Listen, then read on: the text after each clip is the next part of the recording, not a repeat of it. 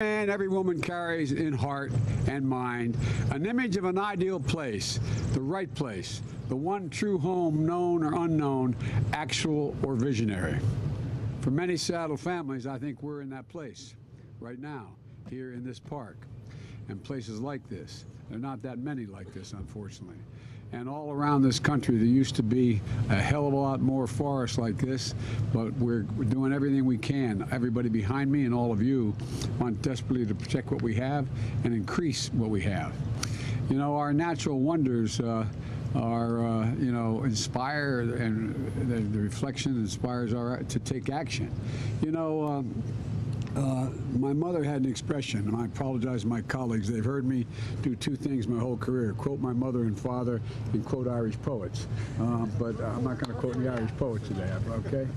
But you know, she said, out of everything difficult, something good will come if you look hard enough for it.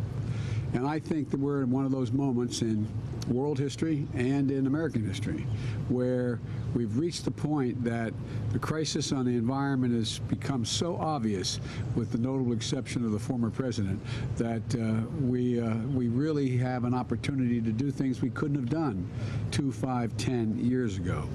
And I want to talk about that today with leaders who understand that to their core, the folks standing behind me. I wish you didn't have to stand. Don't you guys have any chairs? I'm not used to them standing for me, you know. Anyway, but here's the deal. As I said, Governor Inslee is the climate governor. I've gone to him throughout asking him for advice and counsel. And thanks for welcoming me back to Washington State, Gov, and to Mayor Harrell. The passport to the city is very much appreciated. I hope I don't do anything to have it revoked. And Congressman Smith, thank you for your commitment to the environment, including helping our armed forces transition to clean energy technologies. One of the things I've found out as the President of the United States, I get to spend a lot of that money. I get to decide where, no, I'm not joking. And we're going to completely, we're going to start the process where every vehicle in the United States military, every vehicle is going to be climate friendly. Every vehicle. We're going to have no, I mean it. We're spending billions of dollars to do it. And it's going to matter. You know, it matters. You know, in my view, this crisis, as I said, is a genuine opportunity. An opportunity to do things we wanted to do, and only now have become so apparent. On this day, 52 years ago, millions of Americans of every age and background rallied together on Earth Day. The guy I worked with as a young senator back in those days was a guy named Gaylord Nelson from Wisconsin. And the guy who helped organize Earth Day was a guy who from Delaware worked for me as well, and Mike McCabe. And you know, they had a vision for a healthier, more prosperous America. And over time, they delivered. They delivered. Cleaner water, proof that sustainable environment can mean a stronger economy. You know, and one of the things I'm proudest of in our administration, before I went into detail with my quote, green agenda, I got all the unions together. Literally got all the unions together. Bigger said the unions view it as against their interest. And starting with the IBW electric workers, they endorsed it. And every union has stepped up because they figured it out. Their jobs, they're the ones who can help us transition in ways like never before. It's not going to cost them jobs. It's going to increase jobs. The IBW is going to be building 50,000 electric stations, electric starting stations all across America, for example. And so, look, change continues today, and a new generation of Americans helping us lead the way against the threat of climate change. You know, every time I get a little down, I don't know about my colleagues, I suspect they're the same, I just turn on the television or take a look at all the young people. This young generation is not going to put up with all this stuff. No, they're not. I mean, they are really, really energized, whether it's basic human rights or it's the environment. They're just not stopping. And from day one of my administration, we've stood with them. Governor, I hate to admit it, but I was part of that early Earth Day. I was only 7 years old, but God, oh my Lord, I can't admit I said that. But anyway, it's been a passion of mine as long as I've been involved in public life. The first thing, what got me involved in politics Not that it matters to you all, but I was thinking about it on the way over here. I was a young attorney in Delaware, and they wanted to, across the top of my state, they wanted to connect two highways, and it's through what is the most beautiful part of the state. But instead of being willing to do it in an area that in fact had no consequence for the environment, they decided to put it through areas that were straighter but more damaging. And I got involved to try to stop the construction of that highway, which I did. That's what got me involved. And it caused me great problems because I ended up having to run for the county council, which was the hardest job I ever had. I didn't want it. At any rate, but as a matter of fact, in 1986 in the United States Senate, I introduced and we passed the first Global Climate Protection Act, the first time. And it was a warming legislation in the Senate. And on Earth Day, you know, we convened last year over 40 leaders from around the globe, reasserting America's leadership on climate after 4 years of administration denying that there was a climate crisis, denying that there was any need to do anything about the environment. And the commitments galvanized at that meeting, including our own goal of cutting emissions from 50 to 52% below 25 levels by 2030 and reaching net zero emissions by 2050, taking the steps the United States needs to limit the planet's warming to no more than 1.5 degrees Celsius, and the rest of the world started to come along. We did more than set bold goals, we acted to achieve them. Last year, with all the disappointments we faced, but last year the United States deployed the most solar, wind, and battery storage in American history. And we made record-setting investments in clean energy in rural America.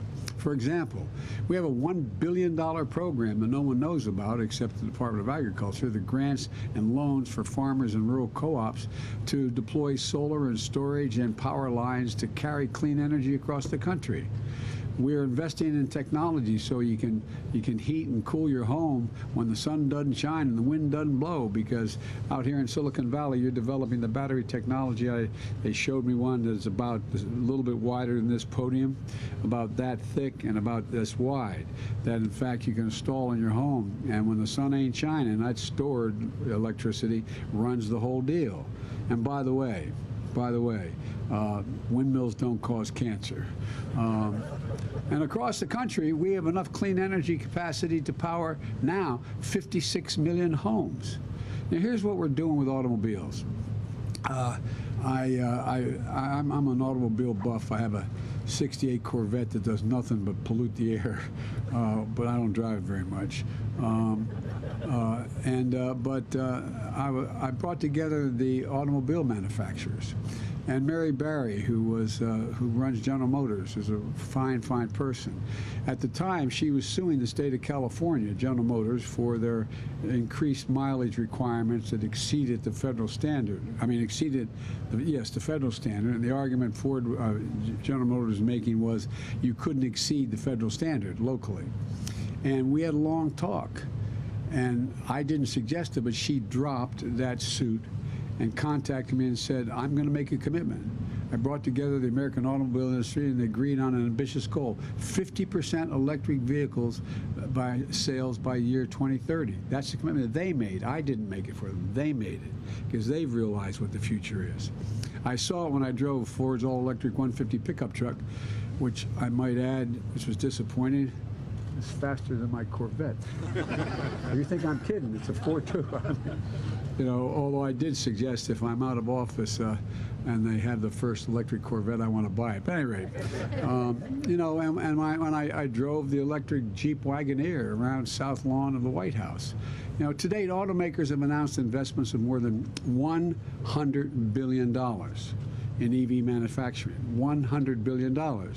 That's along with us setting ambitious standards to cut pollution in cars and trucks, to boost fuel economy standards, which we're going to be announcing very soon, upping the mileage requirement for the minimum mileage requirement. But that's not all. The bipartisan infrastructure law, which the folks behind me are the reason why that occurred, I signed, provides billions of dollars for a nationwide network of 500,000 charging stations. 500,000. and with electric school buses. By the way, went down to North Carolina. You should see the factory down there. These buses, they have electric vehicles. It has a platform, folks, from me to you, about that thick, weighs about 6 zillion pounds, no engine, nothing else. That's it. But it's all electric, all electric. And guess what? We're going to eliminate tens of thousands of diesel school buses, which pollute the air and pollute the lungs. And look, industry, this industry and union workers are all stepping up. And there's a lot more. Here in Washington State, you're going to triple the federal commitment to your link. We're going to triple the federal commitment to your Link Light rail system, speeding progress in the largest transit. As my colleagues in the Senate will recall, I was referred to as Mr. Amtrak. I've taken over 1,200,000 miles in Amtrak, commuting every single day. You think I'm joking? For 36 years, every single day, the Senate was in session to go home and see my kids. But the folks, you know, it's a simple proposition. Most people don't realize it. Given a choice to go from point A to point B and rail, electric rail, or drive your automobile, if you can get there fast or faster on rail, you take the rail. The estimates will take millions of vehicles off the road. The largest transit construction project in the country that runs entirely on clean energy. The bipartisan infrastructure law provides $66 billion. It's passed, $66 billion for freight rail, $39 billion for public transit, $10.6 billion for clean electric buses, and $2.5 billion for clean ferries on my coast of Delaware and out here for you all. This will take millions of cars worth of pollution off the road and get people to places quicker. You know, look, I think one Amtrak train carries as many passengers, I know the statistics, as 6 lanes of a major interstate highway. That's how many passengers it carries. Look, it matters. We saw new standards. We set new standards. We slashed methane and brought over 100 nations together when I was at the big meeting we had in Europe. 100 nations around the globe, and I got them to. There's 2 things I was able to accomplish. One, I got a pledge from I think it was 144 of them, that they would eliminate methane and do the same thing we're doing to keep it. It's the most damaging of all the pollutants that are going up. We also set new standards for super polluting HFC emissions. Remember the big fight we had? I know because when I almost lost an election because the DuPont company makes the long story. Anyway, but look, we set new standards for cleaner cement. You say, what the hell are you talking about, Joey? This is probably the only audience to understand cleaner cement. Cement is an incredible pollutant. An incredible pollutant. And it matters because cement's responsible for 8% of the global climate emissions. Cement. I got to admit to you, as long as I've been involved in this, until 2 years ago, I didn't know that. And we're delivering across the country. Lots of folks have promised it, but my administration is actually delivering revitalizing communities across Appalachia. Look, folks, I come from Scranton, Pennsylvania, where I was raised. The reason I got to Delaware is coal died. My dad was not in the coal mines, he was in sales, but the whole economy died. And, you know, you can understand why in places like West Virginia and southeastern Pennsylvania, and why people were worried about doing away with coal. You know, but it's their jobs. They don't know what they're going to do. But guess what? In the bipartisan infrastructure bill, the law is going to help us cap and seal abandoned mines. There's thousands of abandoned mines. Cap and seal them. They're no longer going to see pollution in the air or the water. The law is putting abandoned mine workers to work at the same salary they were digging the mines in the first place. There's several thousand of these wells that have to be capped, and they have to harvest the energy, and they're going to get paid. So we've provided alternatives. They're manufacturing and installing solar panels where they once dug for coal. Look, out here in the West, we're repowering retired power plants and clean hydrogen and advanced nuclear, making them economic hubs again. And in the heartland, in the fields that feed our country, we're planting cover crops to pull carbon out of the air and out of the atmosphere. You know, they're becoming carbon sinks. Look, across the country, we set the first ever national conservation goal and protected more land and water than any other administration and record in our first year because we can do it. And now the farmers are beginning to realize if I put things in conservation, I get paid for putting cover crops down that absorb carbon. It makes sense to me. It keeps the land open and it makes the environment much better. And they get paid for it, and they should get paid for it. It's their land. We're protecting natural wonders and cultural treasures, national monuments. I remember a little girl came up to me with her, I don't know how it happened, but I was walking outside and a woman came up with her little girl and she said, "Mr. President, please protect Bears Ears." I said, "I beg your pardon, honey?" She said, "Please protect Bears Ears." I said, "Bears Ears?" She said, "Yes." And I knew what Bears Ears was because I've tried to take my kids in almost every national park. And I said, "Okay, honey." She said, "Promise me, promise me." And we did. Bears Ears, forests like this longest forest. And by the way, we got some of the conservative Republicans to support it in their state. We got some support for it. And now we're working to restore the salmon runs here in the Northwest. Look, we're putting America on the cutting edge. We've approved the first commercial-scale offshore wind project in federal waters, which has already broken ground, with U.S. workers and U.S. Steel going to be building these facilities. By the way, I was up in Colorado and looking at the facilities we have there. You know, we now have windmills that the blades in those windmills 102 yards long. Hear me? 102 yards long. They can be placed way out in the ocean.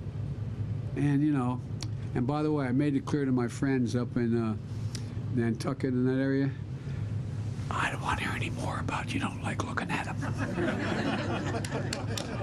They're pretty. But seriously, it's incredible, the breakthroughs that they're making. Once you tell a nation that we can do this, go do it, it's amazing what happens. It's amazing what happens. We've launched the first ever commercial flight powered by 100% sustainable aviation fuel. Lifted off with fuel grown here in America. Grown in America. We set the first net zero commitments for U.S. steel companies. And now we're rewarded for clean production through our first ever international carbon-based trade deal, which makes clean American steel cheaper to buy than dirty steel from other countries. And we're making it clear to the rest of the world that's what we're going to do. We put environmental justice at the center of what we do, addressing the disproportionate health, environmental, and economic impacts that have been borne primarily by communities of color, places too often left behind. I grew up when Cole died in Scranton. We moved to Delaware. My dad had grown up. We moved to a little steel town called Claymont, Delaware, which is right that arch that goes up into the Pennsylvania area there. And it's near a place called Marcus Hook, where there were more, at the time, more oil refineries than Houston, because of 10 million people in that Delaware Valley up there. And when I went to a small little school that was about a mile from the apartment complex we lived in, and a little school called Holy Rosary. And you couldn't walk to school because although it was a 4-lane access highway, it was just too dangerous to cross some of the streets. And my mother would get in and when it came spring, it came the fall, this is the God's truth. And you'd get in the car, and there's a little frost on the window, turn on the windshield wiper, there'd be an oil slick. Not a joke. I have asthma, and 80% of the people who, in fact, we grew up with have asthma. That's what you call a fence line community. I understand what it's like. We only lived there. I went to school there for 12 years, but I didn't live there that whole time. My generic point is, you take a look, my state used to be, thank God it's no longer, had the highest cancer rate of any state in the nation because we have fence line communities going down Route 9, going down along the Delaware River, major facilities, oil plants and the like. And the people that get hurt are the people who live on the other side of those fences. I made a commitment. They're the people who are going to get helped as we move this. They're the people where the money's going to go to help their neighborhoods. And this bipartisan infrastructure law gives communities the money they need to get forever chemicals, PFAS, out of the water. They're deadly, deadly, and a lot of it's responsible because we, the government, and the military has engaged in activities that we didn't realize how dangerous over the years. But we're going to get rid of it all. We started replacing 100% of all the lead pipes and poison that poison our water in America. 400,000 schools and daycare centers. The kids can't turn on that water without getting worried about whether there's lead in that water. 10 million homes in America, and here in this city, in this state. Because every American, every child should be able to turn on a faucet and drink clean water, which will also create thousands of good-paying jobs for plumbers and pipe fitters and others. Look, all you got to do is look around. Cities and states are acting. Businesses are acting. I'm acting. We need Congress to act as well. And the people behind me are pushing Congress hard. They are pushing Congress hard. Following the past new investments and tax credits aimed directly at lowering costs for families. Look, you talk about, there's only 2 senators who occasionally don't vote with me. That's right? Literally, 48, they talk about the split in the Democratic Party. There's virtually no split in the Democratic Party. We just happen to have 50 presidents. You have 50 senators and 50 Democrats and 50 Republicans. I mean, any one can change the dynamic, right? But all kidding aside, 48% of my Democratic colleagues in the Senate vote with me 94% of the time. So it's not like we have a split, but we have virtually no Republicans. There's some. We get up to as many as 7 or 8 will vote. This ain't your father's Republican Party. Not a joke. All you got to do is look what is being played this morning about the tape that was released. Anyway, but all kidding aside, this is a MAGA party now. It's, you got the senator from Texas and others. These guys are a different breed of cat. They're not like what I served with for so many years. And the people who know better are afraid to act correctly because they know they'll be primaried. I've had, I won't mention any of them, I promised I never would and I won't, but up to 6 come to me and say, Joe, I want to be with you on such and such, but I can't. I'll be primaried. I'll lose my race. I'll lose my race. So folks, this is going to start to change. Look, that bill that we talked about, that is the infrastructure bill, there were 2 pieces of it. It was one bill initially. And that bill had about $800 million in it for environmental related issues. Well, the one that didn't pass, the part that didn't pass yet, is one that has $531 million for environmental related issues. We got a lot done, though, in the bill that passed called the infrastructure bill that has to do with the environment, including tax credits for purchase of electric and fuel cell vehicles, now new or used, which are going to save a typical driver about $80 a month from not having to pay gas at the pump. Tax credits for folks to buy solar panels and heat pumps, more efficient windows, saving each an average of $500 a year to do this. Just making your home tighter so you don't leak the heat and leak the air conditioning when you're going out. And my pen's ready. My pen's ready to sign. I'm anxious to sign these. Get some of these bills to my desk. And we can't forget.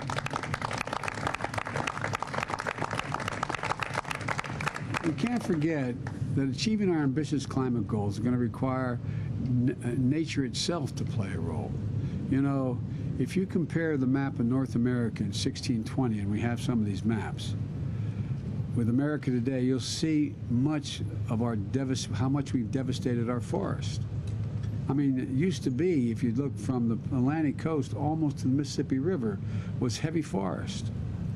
And we took it all down over those years. That's why today I'm signing an executive order to conserve our forests that do so much to protect us. Our forests are our planet's lungs. They literally are recycling and cycling CO2 out of the atmosphere. That's what they do.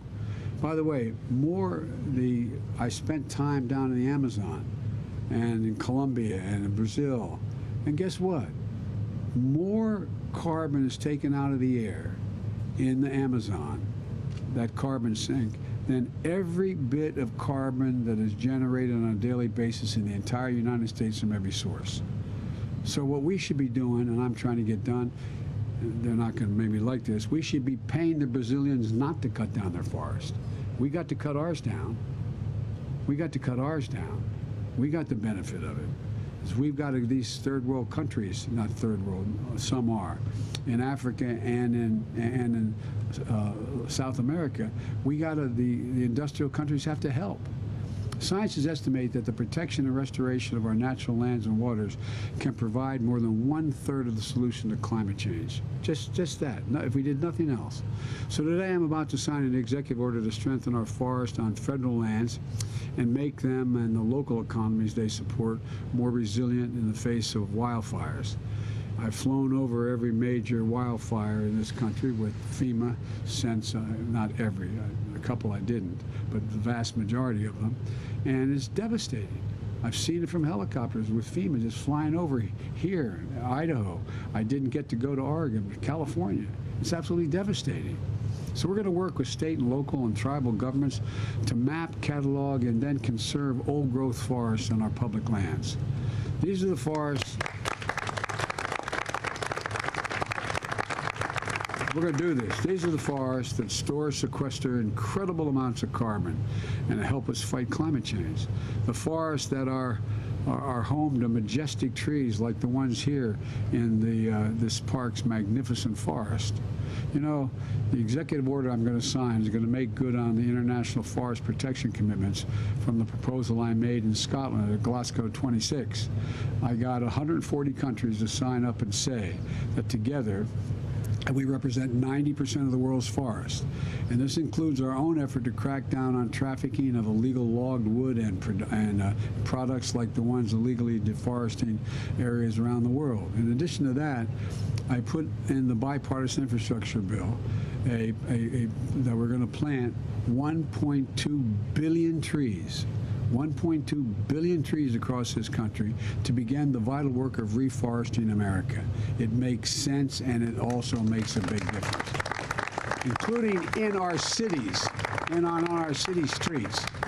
The executive order also recognizes that when it comes to protecting our communities from floods and storms, nature can help us as well. For example, when it comes to stopping flooding, sometimes a wetland is more effective than a seawall. I live along a state where it's only average 3 feet above sea level, the state of Delaware, the Delaware River, the Delaware Bay, and the Atlantic Ocean.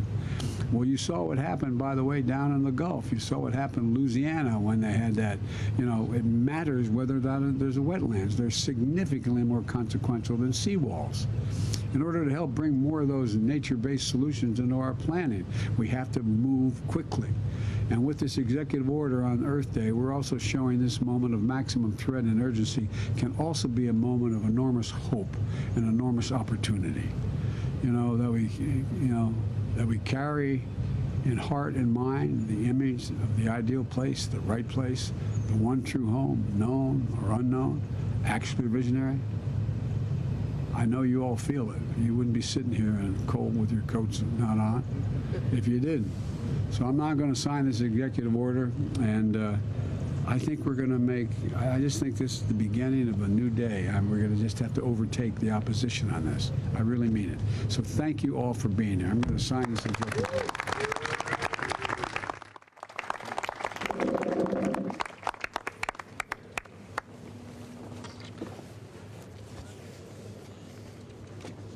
Strengthening the nation's forest communities and local economies, and it's all about planting about 1,200,000,000 trees. So, and by the way, anybody bring their shovels? All right.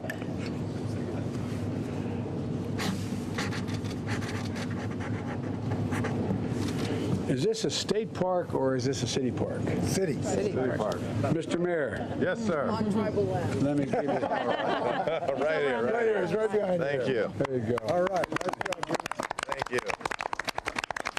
And by the way, you notice who runs the Department of Interior now. Yeah. All right. All right. Thanks. Thank you, Mr. President.